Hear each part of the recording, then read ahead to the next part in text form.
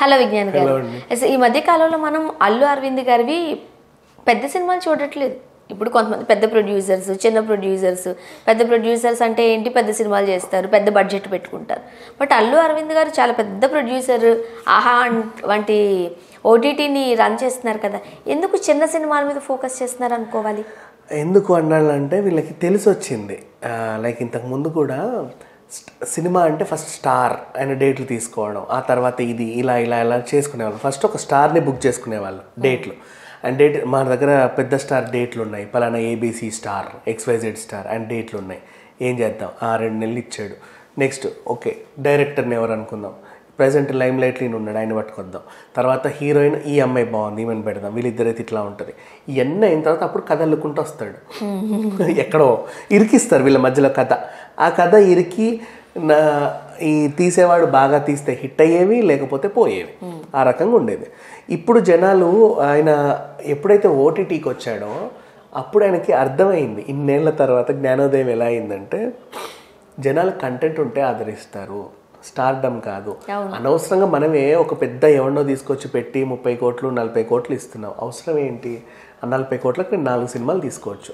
ఆ బుద్ధి కూడా ఎప్పుడు వచ్చింది? మొన్న కాంతార 2 కోట్లు పెట్టి కొంటే కొట్లలో కొట్టేది మొత్తం. అదే కదా, 2 కోట్లకే కొన్నాడు. ఇక్కడ తీయలే కదా ఆయన. పోనీ తీసినా కూడా సినిమాకి అయింది ఎంత, 15 అంతే, అంతమించి ఎక్కువ అవలా. చాలా అక్కడక్కడే చేసేసారు. 400-500 కోట్లు కొల్లగొట్టేసింది మొత్తం దేశవ్యాప్తంగా. సో ఆ రకంగా చూసుకుంటే ఇవాళ రేపు కంటెంట్ ఉంటే చాలు, ఎవరైనా స్టార్. ఇప్పుడు అంతకుముందు రిషబ్ శెట్టి అంటే కన్నడ వాళ్ళకి బాగా తెలిసిన, మనకు అంత పరిచయం లేదు. అవును, రిషబ్ శెట్టి వచ్చిన తర్వాత రష్మిక మందన్న, ఈ అబ్బాయి, ఇవన్నీ వార్తలు వచ్చాయి, ఇవన్నీ తెలిసింది. సో అలా చూసుకుంటే ఇంకెందుకు, KGFకి ముందు యష్ కూడా మనకు తెలియదు. సో ఆ రకంగా అఫ్కోర్స్ KGF భారీ బడ్జెట్ అయినప్పటికీ వీళ్ళకి ఏం తెలిసిందంటే తర్వాత మంచి కంటెంట్ ఉంటే చాలు, ఎలా అయినా హిట్ అవుతాయని.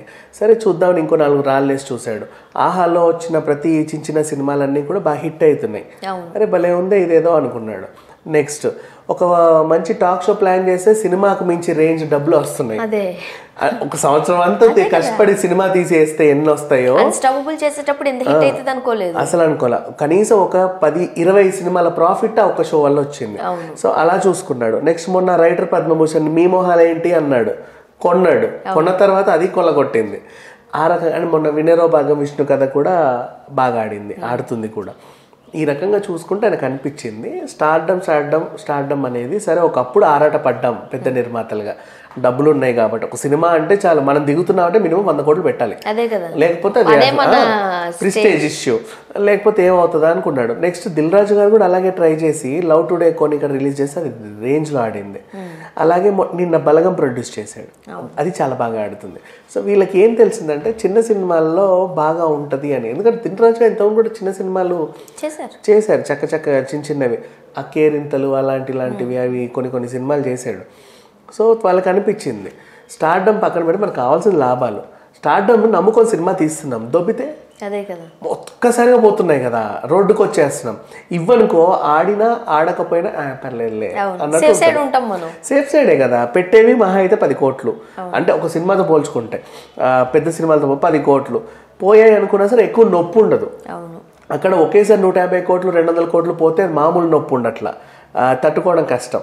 సో ఈ రకంగా ఈ చిన్న సినిమాలు తీసుకుంటే ఇదేదో బాగుంది అనేది అనుకున్నారు. వీళ్ళకి కూడా ఈ జ్ఞానోదయం ఈ ఆహా పెట్టిన తర్వాత వచ్చింది. ఆహాలో చూసుకుంటే ఇప్పుడు చాలా ఓటీటీలో వెబ్ సిరీస్లు అవి చాలా ఉన్నాయి, చిన్న సినిమాలు కూడా ఉన్నాయి. మంచి కంటెంట్, ఎంత అద్భుతమైన కంటెంట్తో వస్తున్నాయి. జనాలు కూడా అలాగే చూస్తున్నారు వాటిని, కళ్ళ కట్టుకుంటే లైన్ ఫ్యామిలీతో చిన్న సెంటిమెంట్ సరిపోయింది. తక్కువ ఆర్టిస్టులు అండ్ వాళ్ళ రెమ్యునరేషన్లు తక్కువ, షూటింగ్ బడ్జెట్లు తక్కువ, అన్ని తక్కువే వాళ్ళకి. ప్రొడక్షన్ కాస్ట్ అంతా కూడా తక్కువే అవుతుంది. దాన్ని పట్టుకొని మళ్ళీ కొత్త డైరెక్టర్లు చెప్పింది వింటే డైరెక్టర్లు కష్టపడి చేస్తున్నారు. ఇక్కడ ఏంటి, ఒక రోజు షూట్ పెట్టారు అంటే నిదానంగా అందరు టిఫిన్లు చేసి మేకప్లు రుద్దుకొని ఇంకా గెటప్ వేసుకొనేసరికి 10-10:30. కెమెరా సెట్ చేయడానికి కెమెరామెన్ రావాలి, ఆయనకు ఒక క్యారీ మ్యాన్, డైరెక్టర్ పెద్ద డైరెక్టర్ మరి ఆయనకు ఒక క్యారీ మ్యాన్. ఆయన వచ్చి కూర్చొని ఈయన వచ్చి కూర్చొని మొత్తం సెట్ చేసేసరికి ఒక షార్ట్ తీస్తారు అంతే, ఇలా అయిపోయింది లంచ్ బ్రేక్. మళ్ళీ లంచ్ తర్వాత వీళ్ళకి మరి తిన్నాక నిద్రపోవాలిగా కాసేపు, తల చోటుకి వెళ్ళేసి ఒరిగిన తర్వాత నిదానం క్యారీ మ్యాన్ నుంచి బయటకు వచ్చి బేవ్ అని అప్పుడు కూర్చుంటారు. ఇటు తీసిన షాట్ మళ్ళీ అటు పెట్టి అటు నుంచి ఇటు తీస్తారు, అయిపోయింది. మళ్ళీ రేపు ఇదే సీన్, ఎల్లుండి ఇదే సీన్. ప్రొడక్షన్ కాస్ట్ ఎక్కువ అవుతుంది, స్టూడియో రెంట్లు ఎక్కువ అవుతున్నాయి, మెయింటెనెన్స్ ఎక్కువ అవుతుంది, ఇన్ని చేస్తున్నారు. అదేదో చిన్న డైరెక్టర్లకు ఇస్తే వాళ్ళకి క్యారీమెన్లు అవసరంలా, వాళ్ళు తెచ్చే ఆర్టిస్టులకి కూడా క్యారీమెన్లు అవసరంలా, చెప్పింది చేస్తారు. అండ్ 7 గంటలకు షూట్ స్టార్ట్ చేసి రాత్రి వరకు పని చేస్తారు. అండ్ ఒక్కొక్కరికి వెనకాల 2-3 అసిస్టెంట్లు ఉండరు. చాలా చక్కగా ఉంటుంది, నీట్గా పని అయిపోతుంది. అవుట్డోర్ వెళ్ళినా కూడా బడ్జెట్ తక్కువే, ఇండోర్ చేసినా బడ్జెట్ తక్కువే. వెళ్తారు, చేసుకుంటారు, పైగా కష్టపడి పని చేస్తారు. ఈ రకంగా చూసుకుంటే అన్నీ తక్కువే, A to Z అన్ని తక్కువ. ఇది బాగుంది కదా అని చెప్పి ఈ జ్ఞానోదయం అవ్వడానికి వీళ్ళకి ఇన్నేళ్ళు పట్టిందా అని చెప్పేసి జనాలు అనుకుంటున్నారు ఇప్పుడు. అది సంగతి. రైట్, అందుకోసం చిన్న సినిమాల వైపు చూస్తున్నారు అంటారు. అవును. అండ్ ఇంతకుముందు కూడా అశ్విని దత్ గారు కూడా అలాగే చేశారు అప్పట్లో. వైజయంతి మూవీస్ బ్యానర్ పెద్ద పెద్ద సినిమాలు. ఆ తర్వాత ఎప్పుడైతే శక్తితో పడిపోయాడో అప్పుడు ఆయనకైంది. నెక్స్ట్ అలాగే నాగబాబు గారు కూడా భారీ భారీ సినిమాలు తీసి ఆరెంజ్తో మనకి ఇప్పటికీ నిజం చెప్పాలంటే ఆరెంజ్ సినిమాతో నాకు తెలిసి ఎప్పటి వరకు కోలుకుని ఉంటారు ఆయన. ఆ రకంగా ప్రతి ఒక్కరికి ఒక ఎక్స్పీరియన్స్ అయితే తప్ప. అదృష్టం ఏంటంటే నిహారిక లేదు అని అంటే వరుణ్ తేజ్ కొంచెం వాళ్ళని ఒక ట్రాక్ లోకి తెచ్చారని అనుకోవచ్చు. ఇంకా నాగబాబు గారికి జ్ఞానోదయం చేసింది నిహారిక చెప్పాలంటే. ఆ అమ్మాయి చిన్న చిన్న సినిమాలు తీస్తూ, కంటెంట్ సినిమాలు తీస్తూ హిట్లు కొడుతుంది. ఆ రకంగా చూస్తే ఓ ఇంతే అవుతుందా అనిపించింది. నెక్స్ట్ ఇప్పుడు చిరంజీవి గారి ఫ్యామిలీ కూడా అమ్మాయి సుష్మిత మొన్న చిన్న సినిమా తీసింది. హిట్టో ఫట్టో ఏదో పిల్లలు ఇంట్రెస్ట్తో ఏదో చేస్తున్నారు. మహా అయితే వాళ్ళు ఒక టూర్ వెళ్ళి వచ్చినంత. ఇప్పుడు నా కూతురికి నేను ఇస్తా, ఓ టూర్ వెళ్ళినంతనే 2-3 కోట్లు ఇచ్చేస్తా. ఓ టూర్ వెళ్ళి వచ్చినంత ఖర్చు పెట్టుకున్నంత అది ఒక సినిమా తీస్తుంది, చిన్న సినిమా తీస్తుంది అమ్మాయి. తీసేసి దాన్ని రిలీజ్ చేసి నాకు మళ్ళీ 20 కోట్లు తెచ్చి పెడుతుంది. బాగుంది కదా. సో ఆ రకంగా చూసుకుంటే వీళ్ళకి సో కాల్డ్ ఒకప్పుడు స్టార్ ఉంటేనే సినిమా అనే రేంజ్ ఇప్పుడు కంటెంట్ ఉంటేనే సినిమా రేంజ్కి వచ్చింది. ఆ రకంగా అందరికీ జ్ఞానోదయాలు అవుతున్నాయి. కాకపోతే ఈ జ్ఞానోదయానికి ముందు వాళ్ళ జీవితం అంతా తిరిగేసుకు చూస్తే ఎన్నో కోల్పోయారు. అయ్యో పాపం అనిపించే రేంజ్లో కోట్లు అట్లా పోతే అయ్యో వీళ్ళు ఏంటో పరిస్థితి అనే రేంజ్లో. సరే ఏదేమైనప్పటికీ మళ్ళీ వీళ్ళ స్వార్థం చూసావా, వీళ్ళ కొడుకులేమో పాన్ ఇండియా స్టైల్గా వేరే ప్రొడ్యూసర్ల దగ్గర పనిచేసి డబ్బులు తేవాలి. వీళ్ళు తీరు అమ్మో ఎందుకు వస్తా గొడవలే మనకి మళ్ళీ అని చెప్పి నమ్మకం లేక తీయట్లేదు అనేది కూడా డౌటే. బయటికి పంపిస్తారు. పుష్ప లాంటి పాన్ ఇండియా హీరోని ఇంట్లోనే పెట్టుకుని సో ఎవరో ఎందుకు ప్రొడ్యూస్ చేయాలి, అదే మీరు కూడా చేయొచ్చు కదా. చేయొచ్చు. అండ్ ఆ రకంగా చూసుకుంటే మళ్ళీ ఇప్పుడు డబ్బులున్నా కూడా 100 కోట్లు పెట్టినా కూడా హీరోల విషయంలో అయితే కూడా స్టార్ లవర్గా.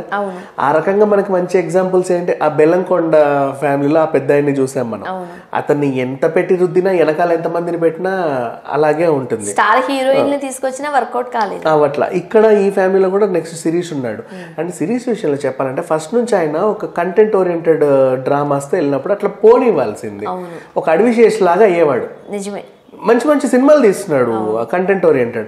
ఆయన్ని తీసుకొచ్చి అట్లా కాదు ఈయన కూడా పాన్ ఇండియా లెవెల్లో ఇంకో పుష్ప 3 అవ్వాలి, ఇంకేదో అవ్వాలి అనుకుంటే కనుక ఎట్లా ప్రతి ఒక్కరికి అవ్వదు కదా. ఇప్పుడు మెగా ఫ్యామిలీలో కూడా వరుణ్ తేజ్ తీసే సినిమాలో ఒక టైప్ ఆఫ్ ఉంటే, రామ్ చరణ్ సినిమాలో ఒక టైప్ ఆఫ్ ఉంటాం. జనాలు కూడా అలా అలవాటు పడ్డారు, వాళ్ళని అలా వదిలేయాల్సింది. ఇప్పుడు యాక్చువల్గా వరుణ్ తేజ్ని మనము కొన్ని డాన్స్ స్టెప్పుల్లో చూడలేము. మరీ పొడిగయ్యేసరికి లెగ్ మూమెంట్ కొన్ని చోట్ల కొంతమందికి నచ్చదు. అందుకే చూడండి తనకు బాడీ లాంగ్వేజ్కి తగ్గట్టుగానే చేసుకుంటూ చేస్తాడు. అది అర్థం చేసుకున్నారు కాబట్టి సురేష్ ప్రొడక్షన్స్ హిట్ అయింది. రానాకి తను తెలుసు తన ఆహారం ఏంటి, ఏది క్యారెక్ట్ చేయాలని. అందుకే అలాంటి రోల్సే చేసుకుంటూ మెప్పిస్తున్నాడు కదా. మనం రానని పెద్ద పెద్ద బ్రేక్ డాన్స్ స్టెప్లు వేస్తే చూడలేము, అది వేరు. నెక్స్ట్ అట్లాగే ఈ విషయంలో మంచి లక్షణం ఒప్పుకుంటా నేను. ఆమెకి హీరోయిన్ అవ్వాలని అనిపిలా, ఏదో రకంగా మంచి మంచి క్యారెక్టర్స్ వేస్తుంది. She also proven. అందులో బలవంతంగా హీరోగా నెట్టుకొచ్చిన విష్ణు ఇప్పటికీ ఎక్కట్లా జనాలకి. బట్ మనోజ్ కంటెంట్ ఓరియంటెడ్ గా అబ్బాయి ఎదుగుతుంది. ఒక్కొక్కరిలో విషయం ఉంటుంది, ఒక్కొక్కరిలో ఉండదు. కానీ ఓవరాల్ గా మన ప్రొడ్యూసర్లు అయితే ఇన్నేళ్ళకి ఇది గ్రహించుకొని ఇంకా అంటే అంతా అయిపోయిన తర్వాత పాఠం అంటే ఒక పాఠం నేర్చుకోవడానికి జీవితకాలం పట్టిందా అన్నట్లు అయిపోయింది. సో నెక్స్ట్ జనరేషన్స్ అన్న చూసి నేర్చుకుంటారు. ఇక్కడ నుంచి కంటెంట్ ఓరియంటెడ్ సినిమాలు ఓటీటీ ప్లాట్ఫామ్లు ఎక్కువయ్యాక ఇలాంటివి జరుగుతాయి. Thank you.